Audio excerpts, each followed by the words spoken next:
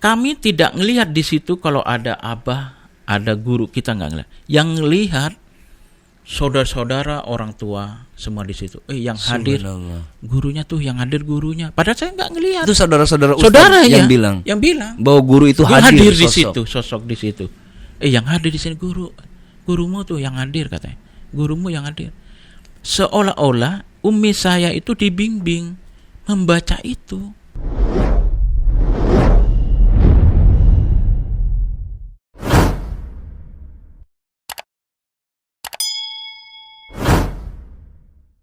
Assalamualaikum warahmatullahi wabarakatuh. A'udzubillah, bismillah, alhamdulillah, amma ba'd. Kembali lagi bersama kami Flash Channel Cager Bager. Taat, akurat, bikin hidup lebih manfaat.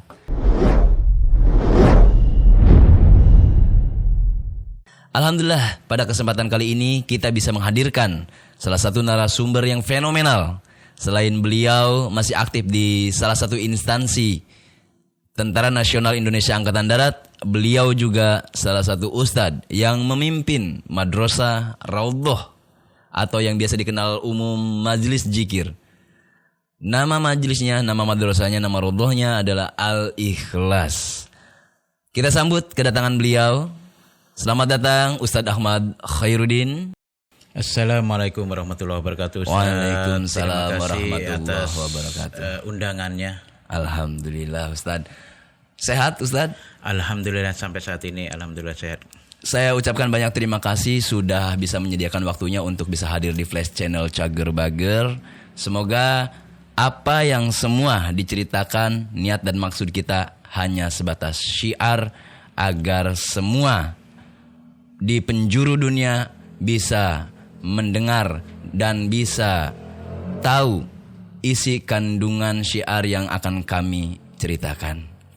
Ustadz, bisa diceritakan sebelum Ustadz bisa memilih jalan untuk mengurus salah satu madrasah raudhah atau majelis zikir Al-Ikhlas, sebelumnya kenapa bisa tertarik kepada dunia agama? Alhamdulillah Ustaz, terima kasih saya ucapkan. Semoga pertemuan kita di sini menjadikan ilmu yang bermanfaat, berkah untuk semuanya. Amin. Sebelumnya berdirinya kita majelis zikir pada tahun 2004. Guru kita mendirikan, memang waktu saat itu kami ngontrak di satu berapa petak, 2 petak di antara. Bangunan atau bangunan kontrak di situ. Baru kami mengadakan awalnya itu mendirikan majelis Al-Ikhlas itu, istri dan kami itu mengadakan pengajian anak-anak, Iqra dan ibu-ibu juga di situ. Itu sebelum majelis zikir ya? Belum. Masih majelis taklim saat itu.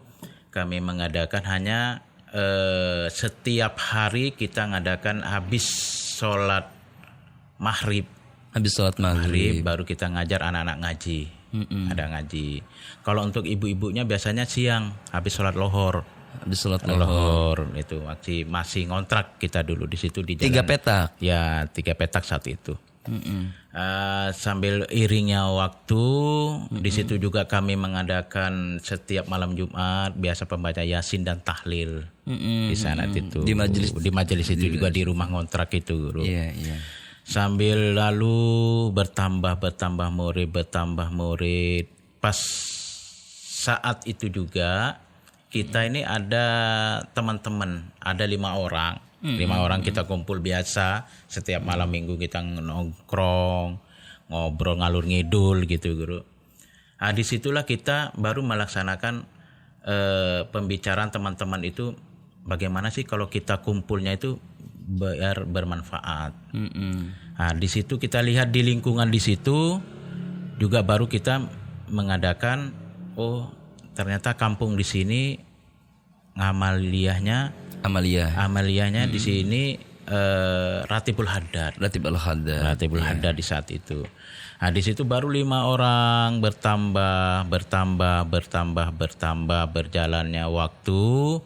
Nah, disitulah alhamdulillah kami dan teman-teman bisa nyewa sebidang tanah seukuran 100 meter kurang lebihnya dengan 1 tahun itu 2.500.000. Maaf sebelumnya saya potong. Ya, itu kesepakatan bersama.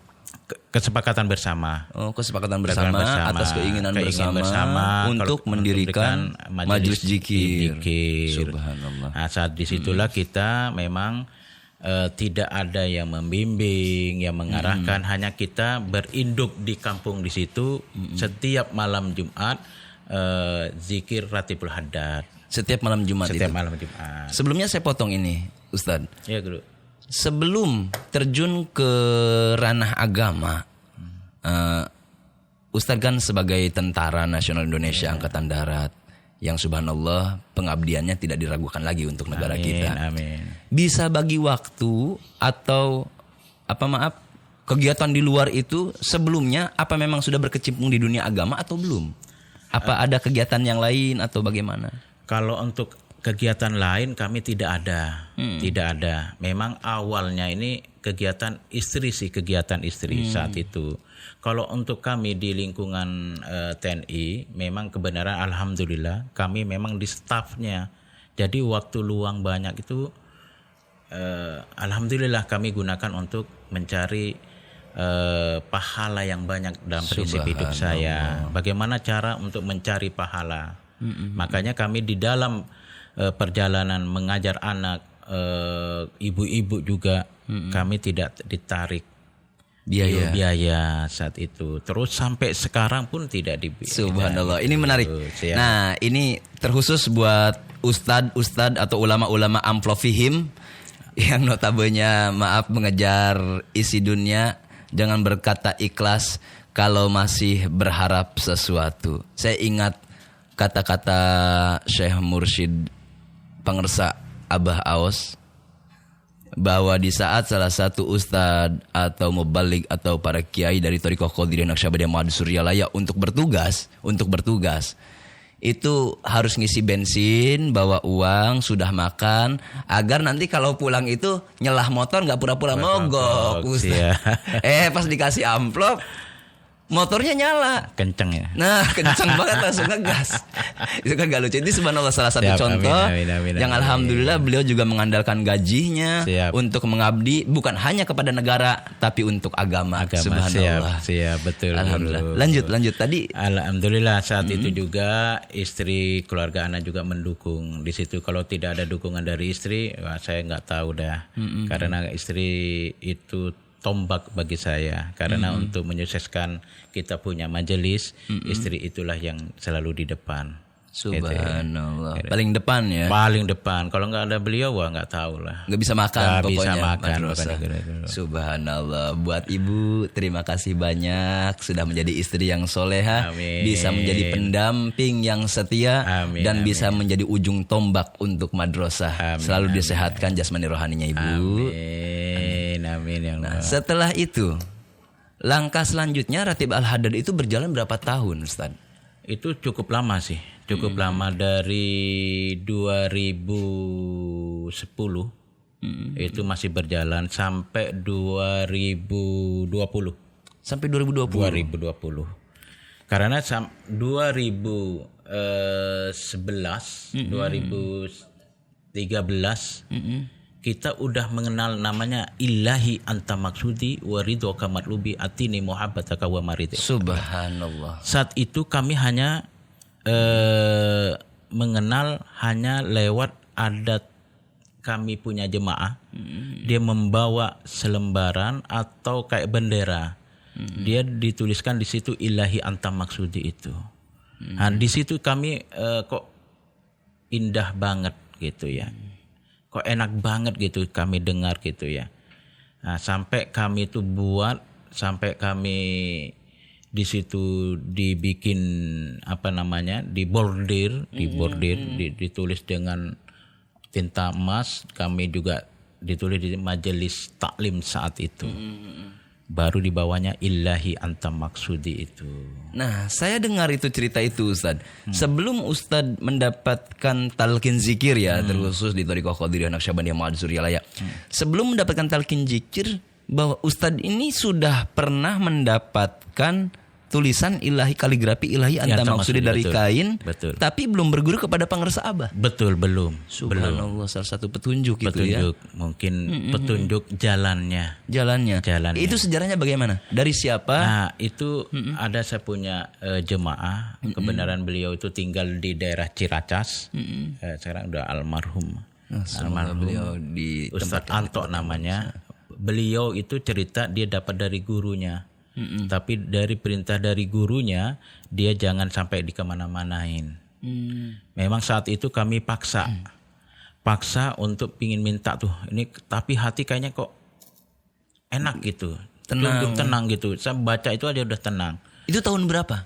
Tahun 2012-2013 kalau 2012-2013. Di antara itu saya baca, saya minta sampai nggak boleh, sampai saya mohon baru dikasih, dipinjemin buat contoh, buat kita dibikin di bordir saya bikin sendiri, hanya buat pingin aja saya gitu. Alhamdulillah. Itu belum tahu Abah Anu, belum tahu itu apa maksudnya. Saya itu untuk ngafalin ilahi anta maksudi waridho kamatlubi atini muhabbataka wa marifat. Itu sampai seminggu saya baru hafal itu, Guru. Alhamdulillah. Ingin tahu aja sampai seminggu. Hanya ingin tahu maksud artinya itu. Seminggu saya baru hafal. Susah sehari-hari kami juga membaca, tapi kok nggak bisa. Saya juga belum tahu itu apa, tapi kok ada suatu ketenangan di jiwa itu. Itu. Nah, di saat itu barulah kita selanjut saya nyewa tempat tanah yang kurang lebih 100 meter itu, barulah dibangun gubuk buat tempat zikir ya. Zikir itu. Nah, disitulah kita baru juga masih melaksanakan zikir Ratibul Hadat. Guru di situ. Nah, baru melaksanakan zikir Ratibul Hadat sambil jalannya terus berjalan. Nah, itu baru ada orang anak remaja. Kalau orang dulunya itu ya, apa ya, kalau kita berjalan itu historical. Bukan. Kalau dari orang kota ke sini jalan kaki gitu. Musafir. Itu ada remaja. Kebenaran dia saat itu ke masjid ada di tetangga kami. Alhamdulillah pengurus masjid di situ pun dia mau istirahat di situ, tapi diarahkan di tempat majelis kami saat itu malam itu. Ngobrol-ngobrol lah semalaman di situ. Namanya ada di situ yang menjaga, yang mengurus masjid itu Ustadz Mulyadi. Nah, berkat dari beliau lah Ustadz Mul itu dia mengajak tuh anak remaja, diajak ke tempat musafir untuk ya kita di situ ngobrol semalaman, ya makan ngopi gitulah. Nah, dari situ dia membuka tuh tabir namanya Thariqah. Subhanallah. Di situ, Guru. Ini Thariqah langsung ke Qadiriyah Naqsyabandiyah atau Thariqah sebelumnya? Thariqah Qadiriyah Naqsyabandiyah Ma'had Suryalaya. Udah garis besarnya dia udah berbicara saat itu. Tapi mendetilnya belum. Tapi kita udah ada gambarnya, ada gambaran kita Thariqah gitu. Nah, jadi jemaah saat itu seneng teman-teman itu. Tapi saat anak itu memang hanya cukup semalam di situ. Karena dia minta antar lagi ke daerah Cempaka Putih. Kami antar ke sana. Nah, dari situ tuh kita mencari ada sampai berguru ke sana kemari tuh teman-teman ya sampai gitu. Tapi nggak ada yang berguru ke pohon atau ke batu. Alhamdulillah tidak. Hanya dia mencari jati diri, Guru. Banyak yang teman-teman mencari jati diri di situ. Alhamdulillah. Nah, dari sisi itu alhamdulillah pas kebenaran di kantor kami itu ada anggota baru. Namanya Bapak Asep Hendris itu siap dapat di situ, Guru, baru diperkenalkanlah dengan ngobrol tentang tasawuf, tasawuf, sering ngobrol di situ. Pokoknya setiap malam sampai nginep tuh beliau di situ di majelis itu. Masih mengorbankan waktu beliau lah. Waktu luar biasa malam datang di situ. Datang ke situ, paginya tugas lagi. Beliau juga tentara. tentara juga. Beliau dari TNI AU. Angkatan Udara. Angkatan Udara. Ya Allah, terima kasih untuk Bapak Henry sebagai salah satu abdi negara, namun tidak lupa juga menjadi abdi agama. Subhanallah. Luar biasa buat Bapak Henry. Ya, dari situ kita baru mengenal barulah kita dikenalkan nama guru kita. Oh, baru ya saya ingat waktu itu setelah ini saya baru tahu nih, setelah Pak Henry telepon ke pusat, ke Sinarasa, terkhusus ke Pangersa Aijal dan Pangersa Acecep, dan Pangersa Aijal dan Pangersa Acecep ini menginstruksikan kepada saya untuk saya datang ke Jatimakmur. Perlu diketahui juga Madrasah Rodoh Al-Ikhlas adanya di Jatimakmur. Di Jatimakmur. Setiap malam Jumat manakib. Siap, betul. Lanjut Ustaz. Dari situ ceritanya. Baru itu perkembangan pesat, alhamdulillah. Tapi memang ada pro dan kontra. Pro dan kontra Ustaz. Karena memang menurut saya wajar. Karena di sisi lain ada penangkapan jemaah yang dikasih tahu sekali udah cukup ngerti, ada masih raba-raba, ada yang bengong. Bingung. Apa sih torekoh itu saat itu? Memang saya waktu saat itu saya menerangkan di jemaah saat itu, karena harus bagaimana caranya jemaah ini semua ditalkin, mendapatkan haknya saat itu. Sebagaimana cara untuk menerangkan, saya diumpamakan waktu saat itu kepada jemaah, saya bilang, ibu kenal nggak dengan presiden? Bapak semua jemaah kenal nggak? Kenal. Siapa yang nggak tahu presiden kita saat itu? Oke. Presiden kita kenal nggak dengan kita? Pasti nggak kenal ya. Lah, di situ saya bilang, kita kenal dengan presiden belum tentu kenal dengan kita. Betul. Saya gitu. Bagaimana caranya presiden itu kenal dengan kita? Saya gitu. Cara mengajaknya itu bagaimana cara biar orang-orang jemaah biar ditalkin semua. Iya. Nah, di saat itu juga kami diumpamakan dengan cara mengenal, nggak usah mulu-mulu tinggi-tinggi dengan presiden. Kalau ibu datang ke istana menemui presiden, apa ibu bapak di sana dilakukan? Pasti diusir. Tanpa ada rekomendasi. Pasti diusir. Masuk ke ring 1 aja nemui siapa? Pasti udah diusir. Apalagi ring 2, ring 3, ring 4 sampai ketemu dengan presiden. Nah, disitulah kita harus punya yang membawa, yang mengenal, wasilah. Saya gitu. Disitulah saya ceritakan, harus ada wasilah, harus ada yang membimbing, harus ada yang mengarahkan. Kalau kita udah ada yang ngajak, ada yang mengarahkan, ada yang ngerangkul, masuk ke situ udah nggak ditanya, oh yang bawa isi A contohnya, masuk, oh yang bawa itu karena udah kenal, tak ditanya lagi udah masuk. Ada gate lah ya bahasa kerennya. Ternyata di situ orang pada paham, saya gitu. Semua tujuan sama hanya satu, mau ke presiden. Ibu dari Depok, dari Bogor, dari Bekasi, naik busway, satunya naik angkot, naik Gojek, naik ini ojek nomor inilah angkot. Semua tujuannya muaranya sama, semuanya sama. Tapi semua itu harus ada yang membimbing, harus ada yang mengarahkan. Saya gitu. Dan satu lagi itu, kalau diambil dari kutipan kata-kata dari Ustadz Ahmad Khairuddin tadi, ada yang naik busway, ada yang naik angkot, ada yang naik bus biasa. Tapi subhanallah, ternyata kita naiknya busway ini. Busway, betul. Ada jalur khusus. Betul. Itu yang terakhir saya jelaskan ke warga, ke jemaah. Apalagi kita naiknya busway, jalur khusus, jalur hambatan, jalur yang nggak ada rintangan.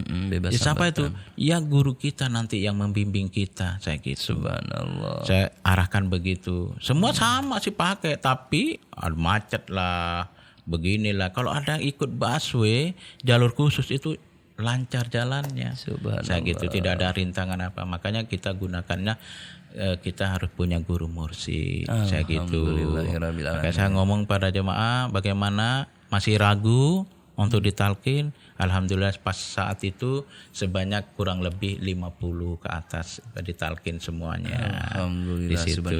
Oh iya, ingat waktu itu pertama ditelepon via telepon lewat Kiai Soleh, almarhum Kiai Soleh ya. Ada season pertama itu guru. Season pertama itu untuk para guru-guru kita, para teman yang dekat oleh Kiai Soleh. Pas keduanya kita menghadirkan Kiai Ismail. wakil tani Ismail itu. Subhanallah, Kiai Soleh yang sudah berangkat dan sudah didampingi serta dihantarkan oleh Pangersa Abah. Semoga beliau ditempatkan di tempat yang terindah. Amin. Ya. Karena sudah pasti beliau sekarang sedang menikmati rasanya zikir yang hakiki. Amin. Dan untuk Kiai Ismail saya ucapkan banyak terima kasih atas kehadirannya. Wasilah lisan Kiai Ismail yang dipercaya oleh Pangersa Abah bisa memberikan talqin zikir kepada jamaah Al-Ikhlas di Jatimakmur. Subhanallah. Nah, menarik ini kalau saya kutip. Saya pernah mendengar cerita tentang sejarah karomah yang dirasakan oleh seorang Ustadz Ahmad Khurudin tentang Pangersa Abah. Banyak guru. Banyak banget kalau saya minta sedikit saja cerita tentang karomah yang dirasakan oleh Ustaz Ahmad Khurudin. Kalau banyak, saya takutnya kebanyakan. Siap guru. Saya ambil salah satu baru tahun 2021. 2021. 2021. Ini waktu itu saya punya, semoga Umi mertua saya husnul khotimah. Amin. Waktu saat itu saya dapat telepon pas malam itu di rumah. Biasa setiap malam Jumat mengadakan zikir. Nah, saat itu kita zikir khotaman. Memang setiap istiqomah dalam setiap malam Jumat khotaman. Pas selesai saya melaksanakan pembacaan hataman zikir ya, hataman, dapat telepon dari kampung kalau orang tua istri lagi sakit parah. Saya itu parah. Nah, saya bilang saat itu oke, saya pulang malam ini, saya gitu. Tunggu saya ya Mi, saya gitu. Jangan pergi dulu, tunggu saya. Memang saat itu memang lagi parah. Tunggu saya. Alhamdulillah malam itu jam 12 saya berangkat membawa kendaraan. Apalagi saya itu saat itu lagi kurang enak badan. Baru kurang enak badan. Saya naik kendaraan berdua sama istri sama anak bertiga. Alhamdulillah sampai di sana subuh. Alhamdulillah masih bisa ngobrol. Saat itu orang tua udah tidak sadar. Itu yang datang siapa? Hanya lihat itu datang tuh anaknya katanya. Nggak tahu kenapa, memang saya niat saat itu saya istri anak saya 2, saya hanya bisa membaca hataman di depan almarhum Umi Saudah namanya. Saya baca itu tuh hataman, nyampe saya langsung baca hataman karena beliau dari guru Abaos ada masalah apa, permasalahan apa, ada apapun, kebutuhannya apapun, baca itu hataman. Subhanallah. Saya dapat langsung dari beliau waktu pas di Jagat Ars itu. Makanya kenapa saya setiap malam Jumat saya mengadakan pembacaan hataman terus. Gitu. Nah, saya saat itu baru baca pertama, kedua saya baca lagi siang. Malam saya baca lagi. Baca hataman. Karena bisanya saya taunya itu aja. Baca hataman aja. Karena guru merintahkan itu. Betul. Ya udah saya yakin baca salah itu. Satu bentuk itibah dari murid kepada guru. Ya. Udah baca itu aja saya. Ya di situ memang mohon maaf orang tua semua keluarga di situ belum tidak tahu apa yang kita baca, apa itu torekoh. Saya belum tahu. Hanya tahu di sini ada orang torekoh juga gitu. Tapi saya baca aja, istri, anak semuanya di situ. Pas saat itu, padahal orang tua saya itu jangankan ngangkat tangan, ya di sini udah kering, mata udah nggak bisa bergerak, hanya gini-gini aja. Nggak tahu kenapa dia minta saya ambilkan air, bisa ngomong guru. Subhanallah. Ambilkan air gitu. Dikira ambil air mau minum, ada di situ disiapin memang aqua gelas guru, aqua ya. Minum, nggak mau, ditolak, bukan itu. Jadi suruh ambil gelas diisi air.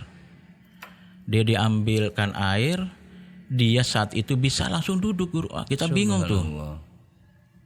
Bisa guru duduk, langsung dia membaca di situ Bismillahirrahmanirrahim, Bismillahirrahmanirrahim. Itu terus baca itu terus.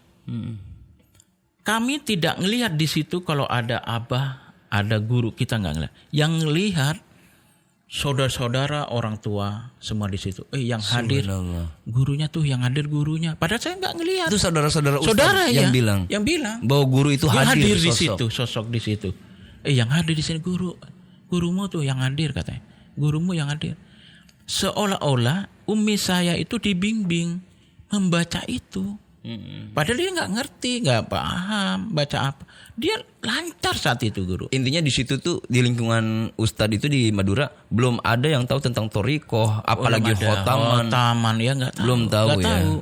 Dia nggak sadar, kita juga bengong saat itu. Bismillahirrahmanirrahim. Loh, umi kok lancar banget. Terus yang hadir gurunya, yang ngelihat malah orang lain.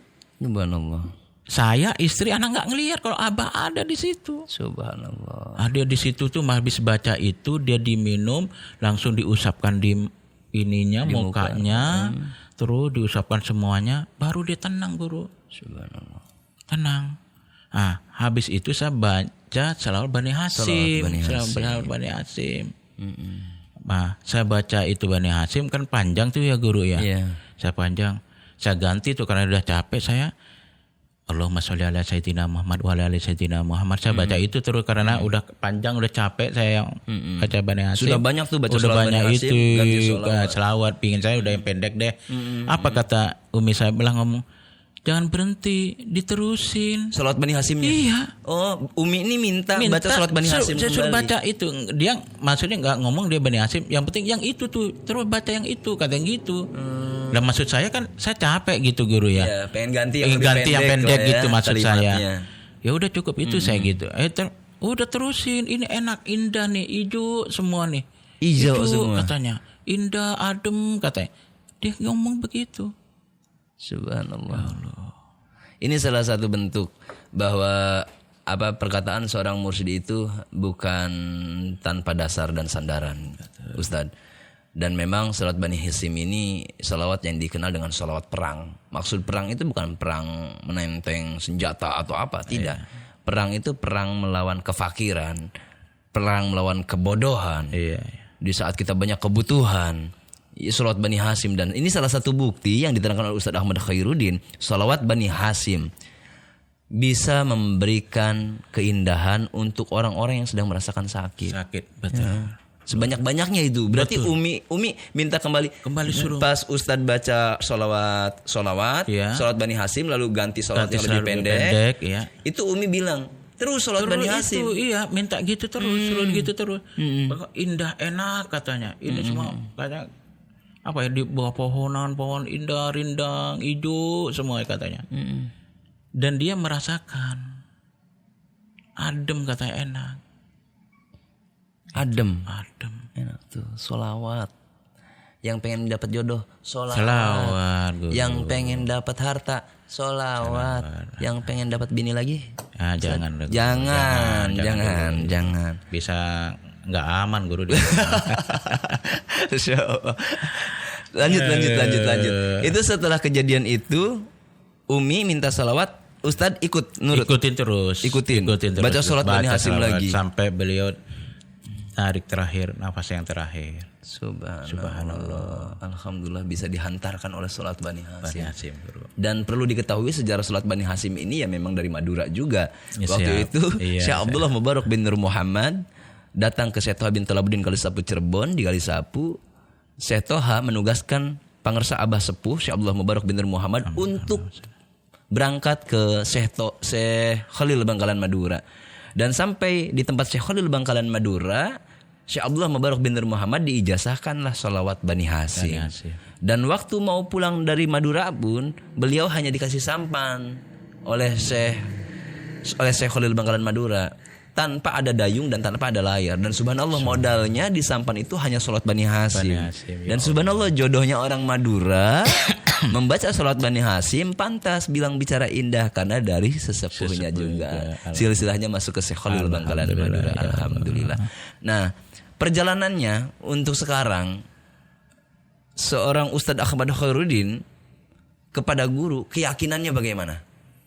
Kalau untuk keyakinan, dibilang keyakinan udah lebih dari 100% Guru. Subhanallah. Kalau saya, apalagi udah banyak yang Dirasakan karomah beliau luar biasa. Kalau saya ada sesuatu gitu, cukup saya panggil Abah aja kayak beliau datang gitu. Maka kami sangat malu banget. Maka ada kalimat itu ya Ustadz ya.